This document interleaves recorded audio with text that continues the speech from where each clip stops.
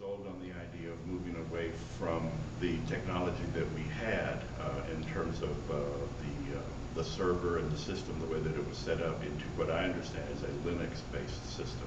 And that allowed us to move away from proprietary technology that required licensing and multiple licenses for the agency into a system where we can use free software or virtually free software to have multiple computers linked and brought online. That was a big selling point for us because we do have limited resources in the nonprofit sector. And so we were able to maximize the number of computers that we could bring on board to get service, to bring them up to date, to make sure that we don't have technology problems that we can't address. We have support services through new. So that was a real big starting point.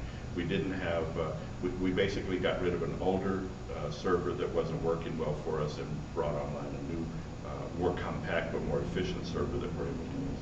And I think one of the big selling points for me early on, or for Latino, was that we were led to understand that because of the Linux-based system, we are not immune to, but we're at less risk for viral and other types of technology that can intrude and compromise our programs.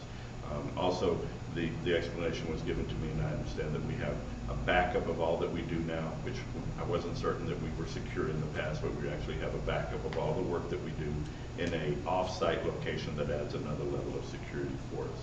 But I don't think there's been a time that we've been without contact within 24 hours to address a technology problem. And so far, we're going on approaching our 1-year anniversary with new. We haven't encountered a problem yet that we weren't able to address. At least, I think probably it's a lot like working on cars. The most important thing is have someone who can diagnose what the problem is, and then having the right tool to fix that problem. And I think every time we've turned to new, we've been able to diagnose and then come up with either a solution to fix a problem or a workaround that was cost advantage to us, cost advantage.